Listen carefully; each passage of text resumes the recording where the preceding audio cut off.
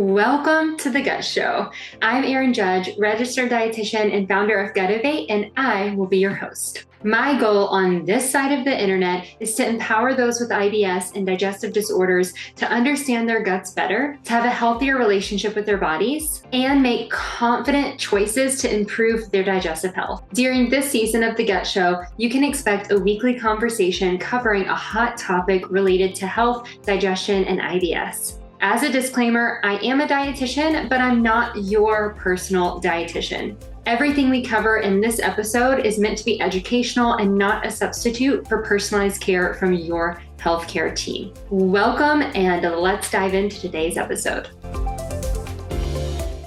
Before we jump into today's episode, I want to share a really cool and exciting and free opportunity with you, and that is the IBS Warrior Summit. This is an annual event that we host every April for IBS Awareness Month, and the entire goal of the summit is to give back to those with IBS so that you can feel more empowered in your care and more confident in your body. This is a month-long webinar series that's going to happen throughout the month of April that will give you tools for navigating treatment options, working with your providers to get more successful treatment options and more successful plans of care, dealing with anxiety and developing a self-compassion practice, working through body image issues and body dysmorphia, and then supporting your gut motility. You'll also have access to a live Q&A with myself, Erin Judge, lead dietitian here at Gutivate, and you'll have movement sessions with me throughout so that you can move your body and learn how to connect to your body through movement in a way that will work well for your gut. Your complimentary ticket to the summit includes access to all live workshops in April,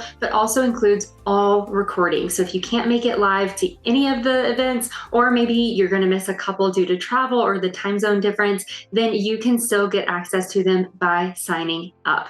So what are you waiting for? Sign up before April 1st via the link in show notes. All right, let's get to the episode. Today, we are talking about one of the hottest topics when it comes to digestive issues and IBS, and that is anxiety. So the definition of anxiety is a feeling of worry, nervousness, or unease, typically about an imminent event, meaning forthcoming, coming soon, something that may happen, or something with an uncertain outcome. This may be acute, as in a feeling in the moment, or something that becomes periodic based on whatever that imminent event or uncertain outcome may be. And that could include like with travel or with, a plan that you have in place. We see this with big events like weddings, birthday parties, things like that. But anxiety can also be chronic. So whenever we're looking at chronic anxiety, the definition there is a mental condition characterized by excessive apprehensiveness about real or perceived threats, typically leading to avoidance behaviors and often to physical symptoms such as increased heart rate and muscle tension.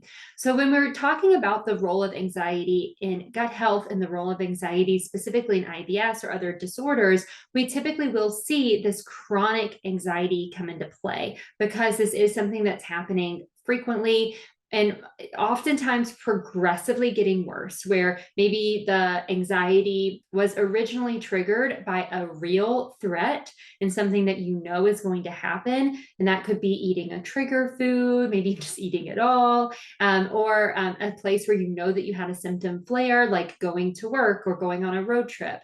But then it can progress as anxiety worsens and becomes something that you're living with in that chronic fashion. It can become in relation to perceived threats as well, where even just the idea of what if something were going to happen instead of knowing something can happen becomes anxiety inducing. And that's where we typically will see these behaviors, these avoidance behaviors come into play, which could be like staying home, avoiding that at all costs, what have you. So we're going to get into that more in the later part of the episode, but I did want to clarify kind of where we're at and what we're talking about so that you can feel a bit of that connection if this connects to you at all. When we are looking at anxiety disorders, even outside of IBS, we know that they affect around 1/3 of adults in the United States. Not a huge surprise because the United States, some of our culture can create a lot of anxiety. There's a lot of kind of hustle, push, and a lot of changes that are happening. There's a lot of tension within, people groups and just within our culture as a whole, which can create more anxiety. So not a huge surprise. And when we're thinking about true anxiety disorders, this can include generalized anxiety disorder, probably the most commonly diagnosed, panic disorder, PTSD, post-traumatic stress disorder, and social anxiety disorder. So these are all going to be kind of caused by different things and manifest in unique ways, but still under this umbrella of chronic anxiety and anxiety disorders. Now, you do not have to have an anxiety disorder, especially not a diagnosed anxiety disorder, in order to experience anxiety acutely or even chronically. So don't think that just because you do experience anxiety that you are automatically diagnosed. That may not be the case. And don't think that you have to be diagnosed to experience anxiety or relate to that. So when it comes to dealing with it and putting things into practice that can help with it, it doesn't really matter if you're diagnosed with an anxiety disorder or not. If you experience anxiety and you experience behaviors related to anxiety, then you can relate and you can probably find value from some of the things that we'll talk about later. When we do narrow in and look at the IBS and anxiety connection, one study found that 44%, that's almost 50, 44% of those with IBS also had an anxiety disorder, compared to only 8% of people without IBS. So remember, 1 in 3 adults in the US likely have an anxiety disorder. When we start breaking that down, around 44% of those with IBS, which affects about like 10 to 20% of Americans, have an anxiety disorder.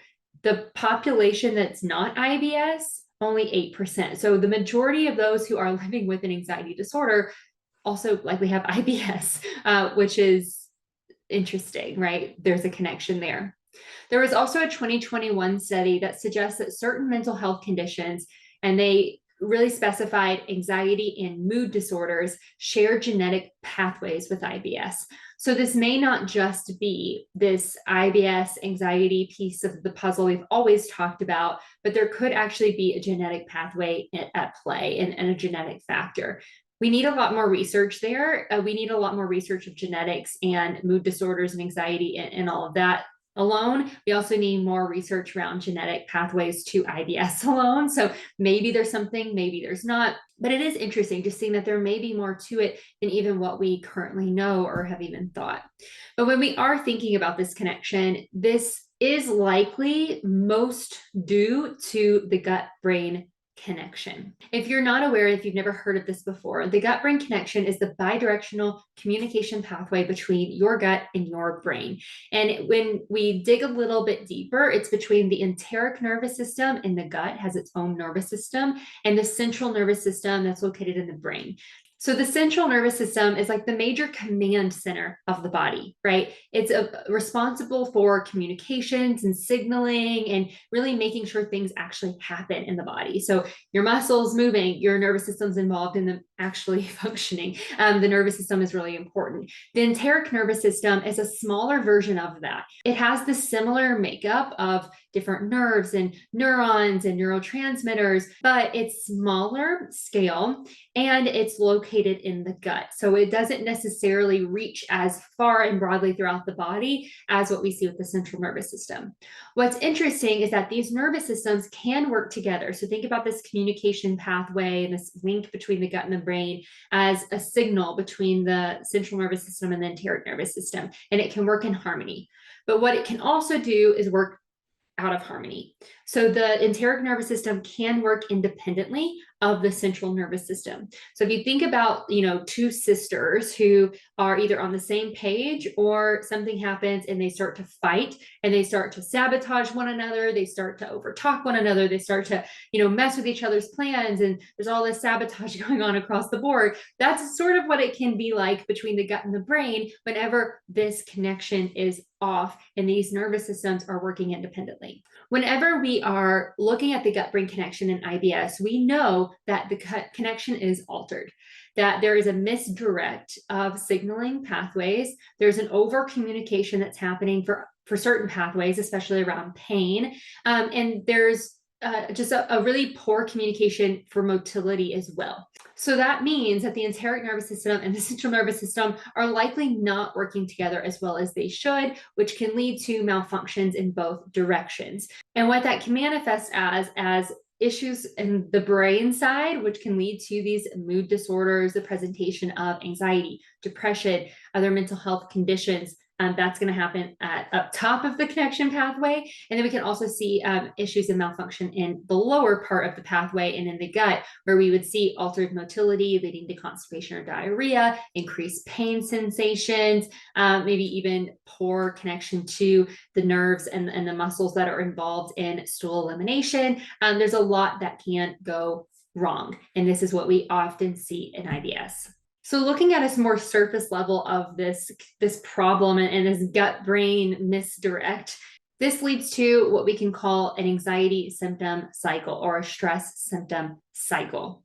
And that's where anxiety is induced, anxiety worsens, symptoms are induced, symptoms worsen, they worsen anxiety, anxiety worsens symptoms, they worsen anxiety, anxiety worsens symptoms. So it's a cycle that it can be really difficult to define what was the one starting point here, which one is causing the main problem, because after a while, they're both causing problems kind of together, right? So they're both causing chaos, and then that's leading to negative effects in each other. So it leads to this cycle that can be really hard to break and get out of. So before we talk about how to actually break the cycle, what to do about anxiety, and where to begin, we have to understand what this really does look like. So what are the symptoms of anxiety and what does that mean? Because I can say anxiety all day long and you may kind of feel it in your body, right? You may notice it right away of what you've labeled anxiety or what you've been told is anxiety for you. But it's also important to think about many different symptoms so that you can best assess in your body what's going on, because some of these symptoms may be loud and they may only present in the more severe cases or when anxiety is heightened the most, but some of these symptoms may actually present a little earlier and be a warning sign for you that you can act on more quickly. So looking at the symptoms of anxiety, they include persistent feelings of worry or apprehension. So remember, anxiety is this response to that imminent threat, right? There's something ahead, and it can be real or perceived threat. So this feeling of worry, apprehension, you kind of feel yourself holding back, that would be a symptom of anxiety. Irritability, that's a big one, and that can be kind of hard to define, but if you know that you're like constantly on edge and is easily triggered for things, you might be in the irritability category. Sleep disturbance is a big one, and anxiety is often overlooked as a big trigger of sleep disturbance. Muscle tension, especially where you hold your own tension. So if you are in your most stressed state, or if you can think of the time that you could definitely identify as being something with anxiety, and that could be, again, before a big trip, before a big event, something you know is going to happen. Where do you clench, right? Maybe it's in your shoulders, maybe it's in your core, maybe it's in your pelvic floor, you're squeezing everything in. That can create muscle tension because your body is physically responding to what is happening in your brain and internally. Fatigue as well, either from the processing that's happening in your brain. If you're processing information all day long, that can lead to exhaustion and fatigue. And whenever you're dealing with anxiety, because there is this look ahead to the future, right? Of the what's going to happen, what's there, the worries, the what if statements, that's leading to this constant processing in the brain that can lead to more fatigue. That muscle tension and the physical response to it can also create more fatigue. There's also this sense of impending doom. Again, something bad is going to happen. You kind of feel that way. You're just like nervous about it, right? Something bad is coming. Difficulty concentrating, again, processing. There's a lot going on in the brain. Restlessness. So you're kind of on edge. That can be sort of that irritability where you can't stop moving, you can't stop doing things, because if you sit still too long, that impending doom hits you. Hypervigilance.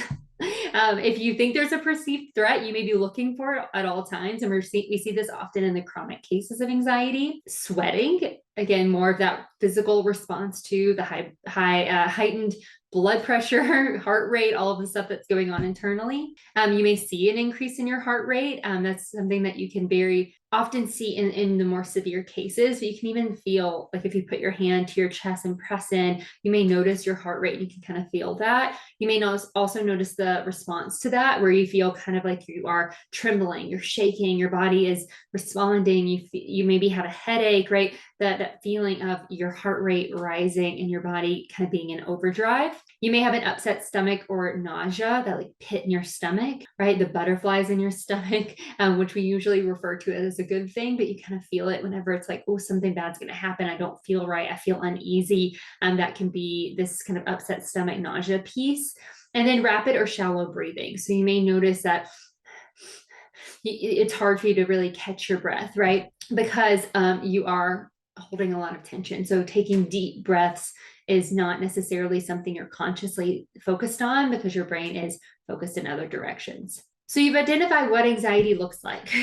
And you may notice that these things are present for you every day. You may notice that as I went through that list, maybe one or two stick out as, specifically related to different events in your life or different triggers and scenarios. It's important to just take notice of that without any judgment, because judgment to yourself and even your body and your brain leads you nowhere.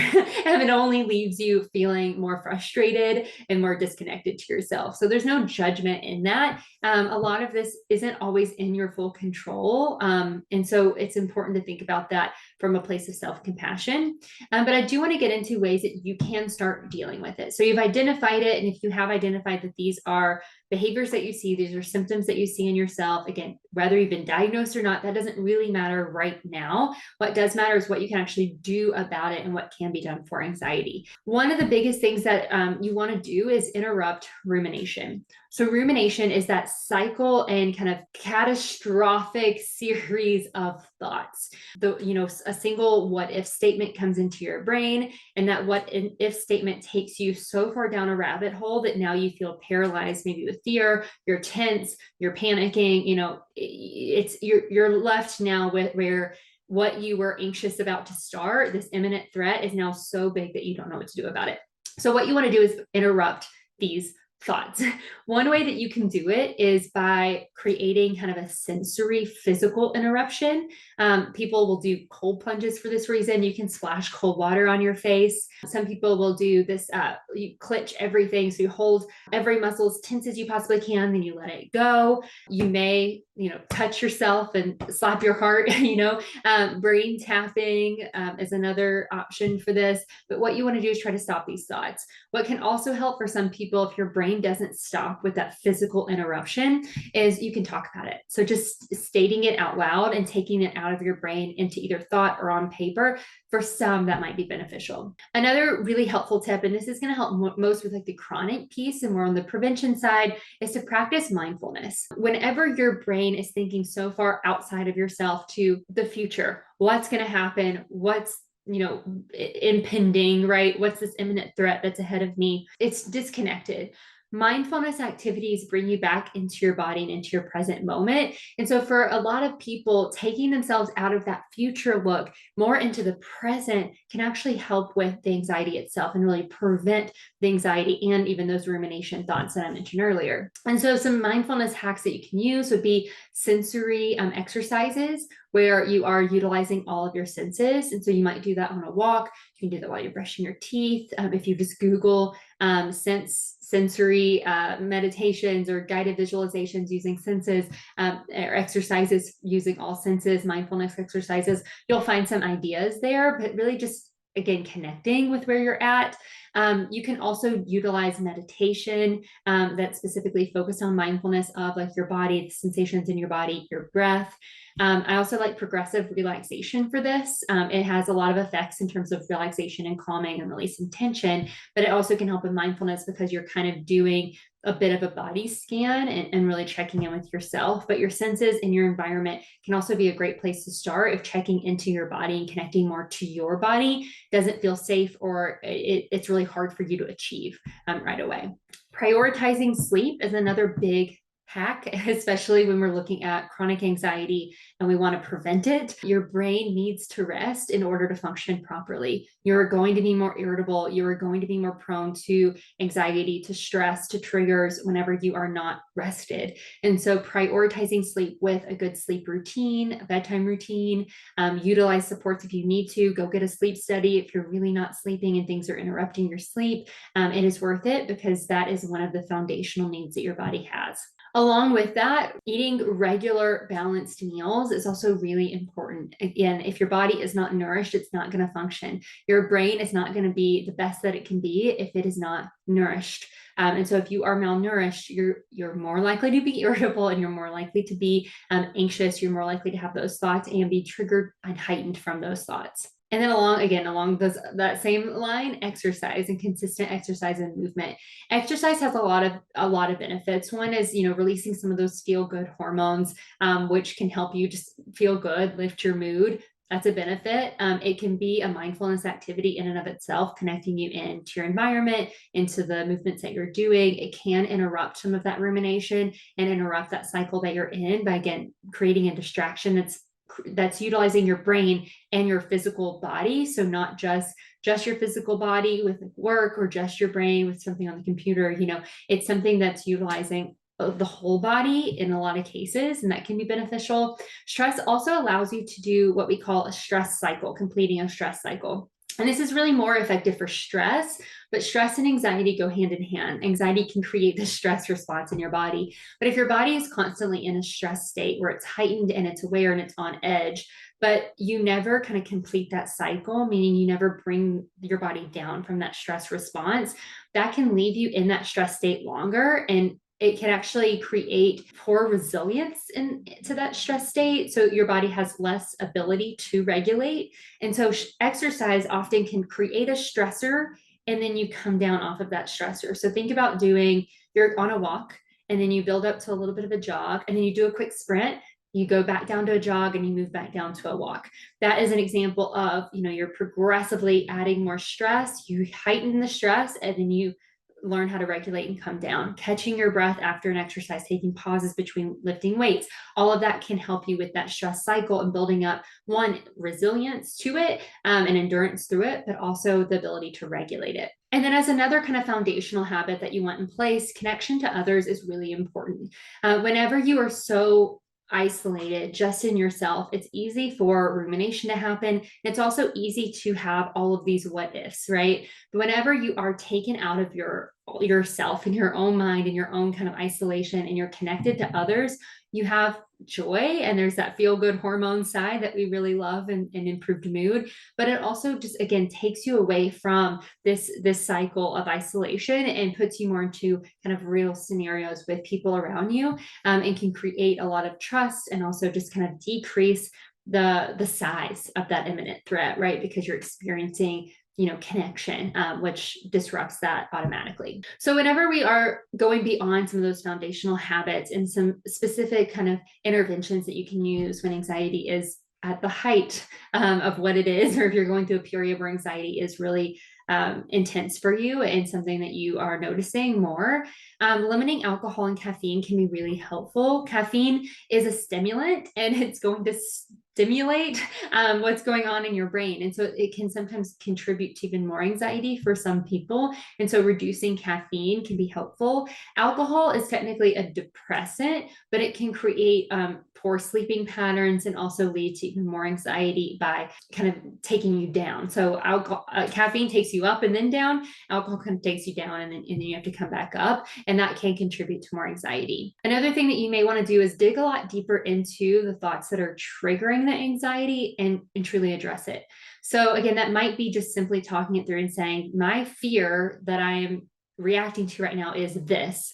Is that a real fear? Is that really something that's going to happen? And if it does happen, what do I do about it? How am I going to address this? How do I move forward through this?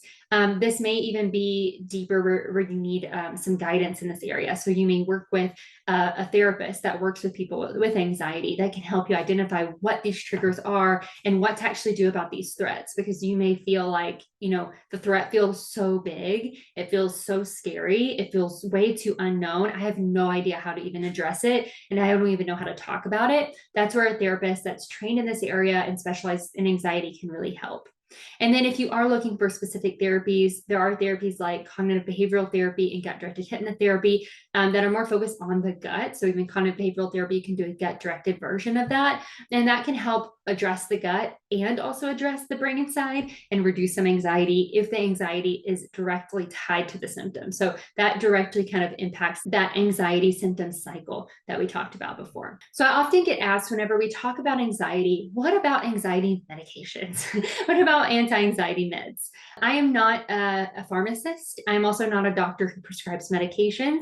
And I'm also not you. And so whenever you're thinking about the use of medications, your healthcare team really does matter. And also your autonomy and your choice and preference of what you want and need depends on you. One thing I will say is that for a lot of people, medications can be useful at certain periods of their life because they can offer kind of a margin in life that they can start working on things without the anxiety taking control. So again, if that cycle is so strong that you can't even start to break through it, sometimes medications can help kind of bring the anxiety down a notch, give you some margin so you can do what you need to do. And then eventually maybe the medication's no longer needed. I've seen that a lot in my practice and with my patients. But on the flip side, a lot of medications like this can also have GI side effects and may make symptoms worse.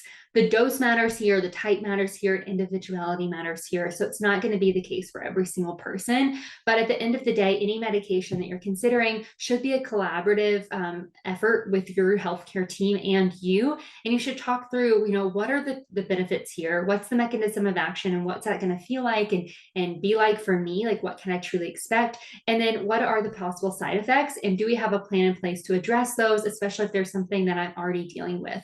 If you already have constipation and the side effect is constipation, how are you going to account for that and address that so that you're not, worsening the anxiety because the symptom side is now being heightened more, right? And working against the effect of the medication. So those are a few things that you can consider. So anxiety and IBS, it is a pretty straightforward topic, but also very complex, like most areas of IBS.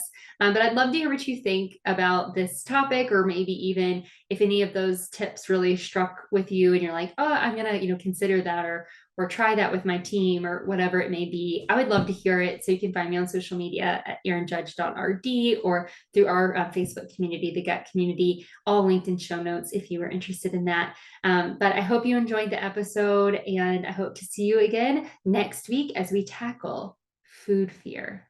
It'll be a good one. See you then. Did you like today's episode and wish that you could connect to others with IBS and learn even more about how to feel more empowered in your body with IBS? If that is you, I invite you to join us for the IBS Warrior Summit. This is a month-long webinar series in April for those with IBS to come together, to learn, to connect, and to build awareness. You will leave the summit with resources in your hand to feel more empowered to take charge of your healthcare and your IBS management plan. Your complimentary ticket to the summit includes access to all live workshops and all recordings for up to a full year. So don't miss out. Sign up today via the link in show notes. I'll see you there in April.